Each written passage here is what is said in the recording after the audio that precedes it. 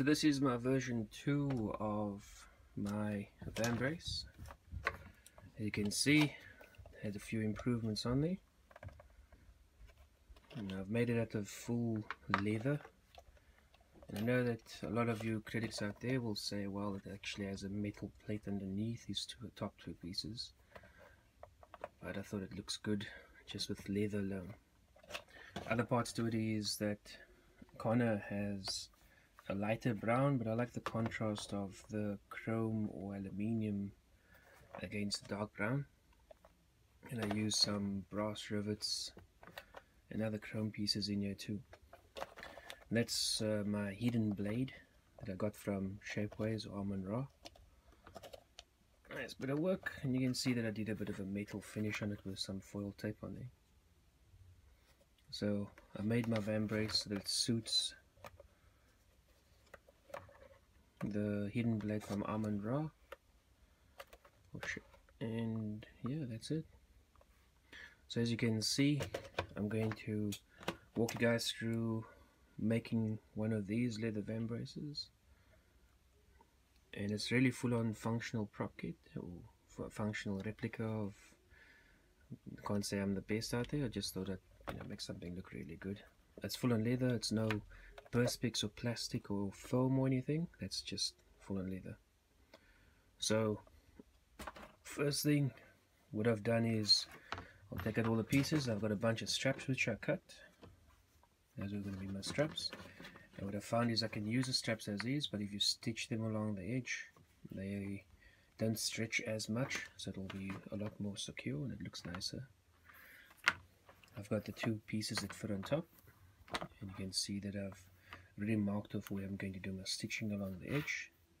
You'll see with all my thick pieces of leather, I've edged it off, I've beveled it, and I've got some edge coat on there as well. Because what I've found is that if you just cut a piece of leather, you get a nice flat edge, as you can see over here, but eventually it starts to fray, and I smooth it off nicely. If you can see that, smooth it off, put a nice edge coat on it, it gives a nice neat finish, and I've done it all around. So I've got my two pieces, got my insignia, I've got my piece of suede. The reason why I use suede instead of leather is when you fold this over, you got the same texture or the same look on both sides. This sort of fits underneath these two metal pieces, these two leather pieces. And it's also it's very flexible.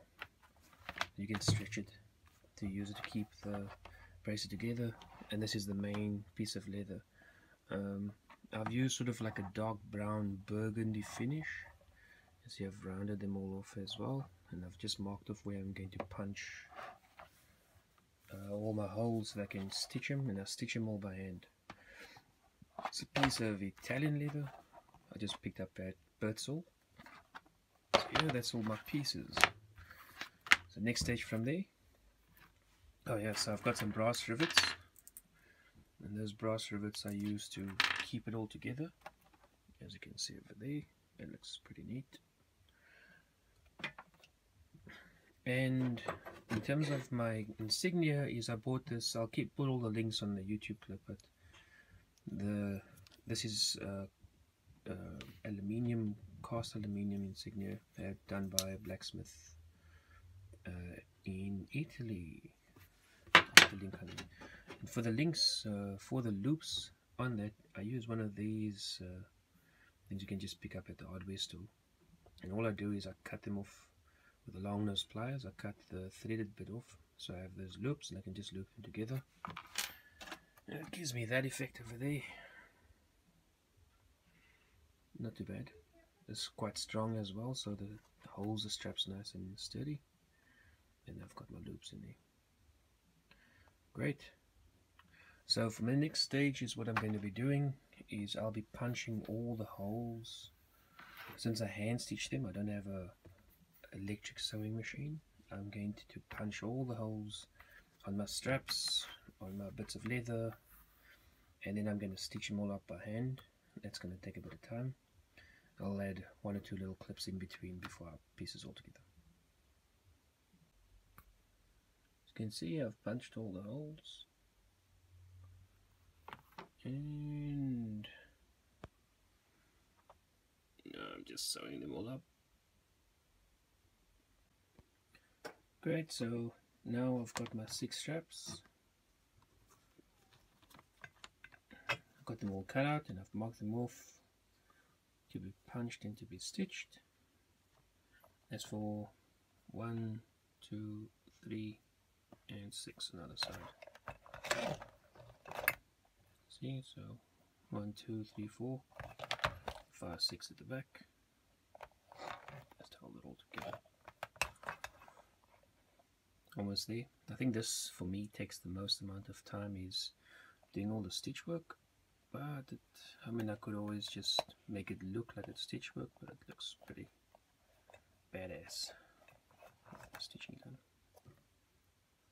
Alrighty, so now that all my straps have been stitched up, see, I seal them off with wax. Now attach some rings. These are Replicas. And I cut some off. Give me some loops as well. Time to attach them all. Work on the assembly. Okay, time for assembly. You can see I've punched all the holes. I use my screw rivets, and I'm going to use my studs in there. And yeah, these just all clip on first.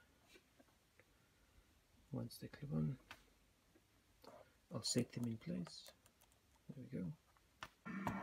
Great, as you can see, put all the rivets on. They just need to be set. And as you notice, this is actually quite loose. It leaves a lot of space. But as it tightens up nicely. That's without those pieces underneath the insignia, as well as the pieces suede will make it nice and tight. Time to just set these, and I'm almost done. Okay, that's all done. Now just time to assemble. So got my brass rivets, piece of suede, and my plates. Almost done. Great, so I got a bit of suede underneath. See, it's just scaled together by the rivets. And just plates. One thing I'm missing from here is a bit of lace that goes in between. There you go. So I have them riveted in. I've got my suede piece on. As you can see, I just need to put a few more pieces together and knock some holes for my buckles. Almost there. Okay, so the last step in this is sort of to make this leather base plate. I decided to make it from leather so that it can sort of suit the rest of the leather, the burgundy brown leather that it's using, and it fits perfectly underneath. Exactly, it lines up holes with the holes of the hidden knife, hidden blade.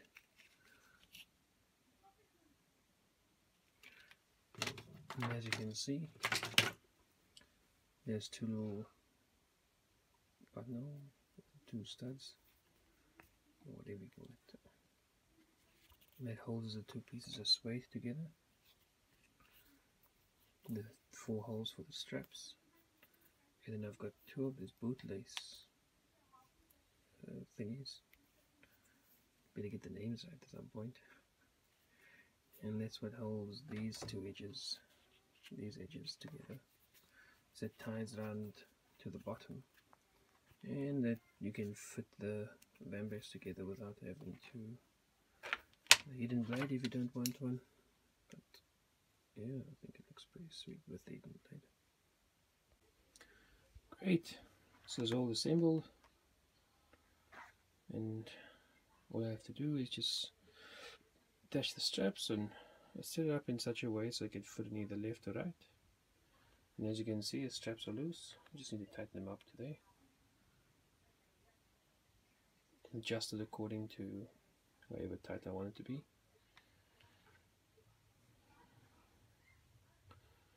Here we go.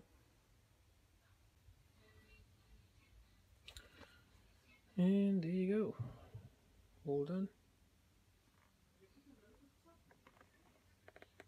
As you can see, it does pull on the base plate.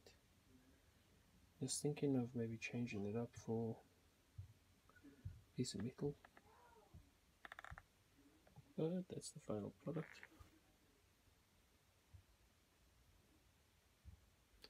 Thank you for watching.